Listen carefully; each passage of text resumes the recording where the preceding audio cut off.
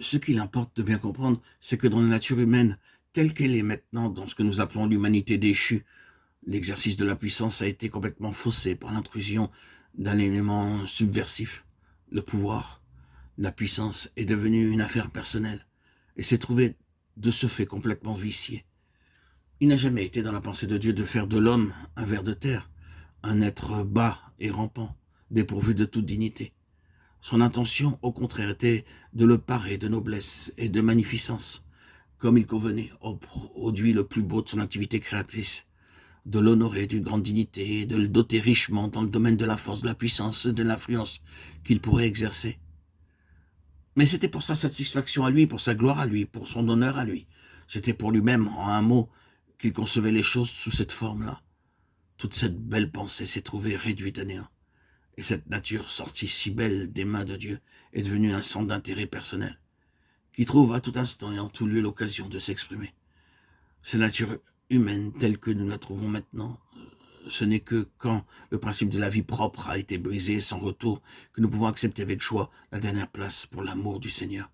La faiblesse est nécessaire, et le secret de cette nécessité, c'est que l'homme, dans l'état où il est, a en lui une force ou une aspiration à la force, qui a été détourné de sa destination par une action subversive.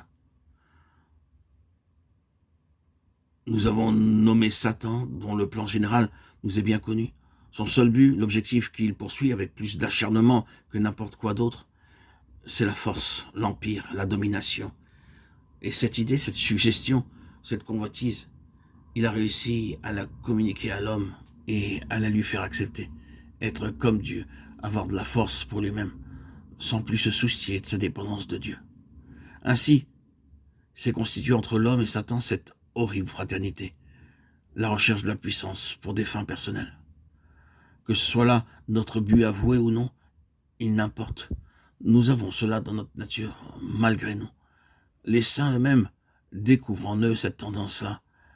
Quand Dieu les fait prospérer, quand Dieu accumule sur eux ses bénédictions, ils s'aperçoivent que dans la vieille nature, il y a toujours cet ennemi éhonté qui n'hésiterait pas à s'emparer des grâces même de Dieu pour les exploiter à son profit et s'en faire une gloire personnelle.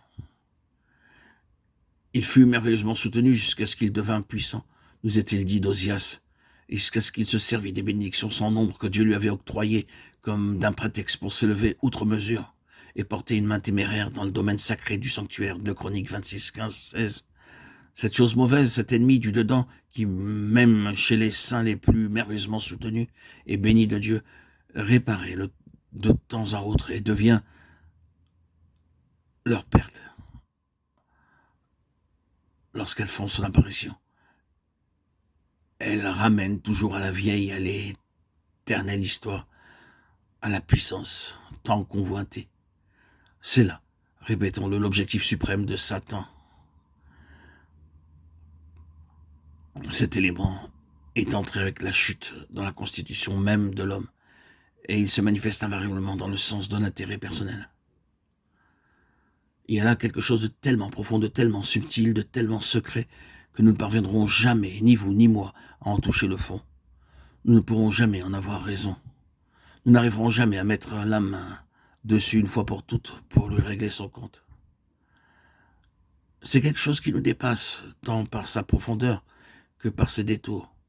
Ce désir d'être fort se manifeste sous des dehors qui sont parfois si habilement camouflés qu'ils réussissent à nous donner le change et à se faire prendre pour légitimes. Souvent aussi, le désir est à peine conscient et passe complètement inaperçu.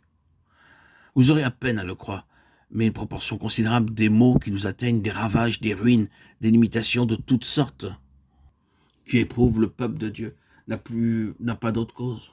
On peut s'en rendre compte si l'on veut bien se donner la peine d'aller au fond des choses. Entre cette aspiration particulière de notre nature et les vrais intérêts du Seigneur, il y a un antagonisme implacable. Être fort, sous une forme ou sous une autre, dans un domaine ou dans un autre, n'importe où, n'importe comment, mais au moins, être fort. Voilà le cri du cœur de l'humanité déchue.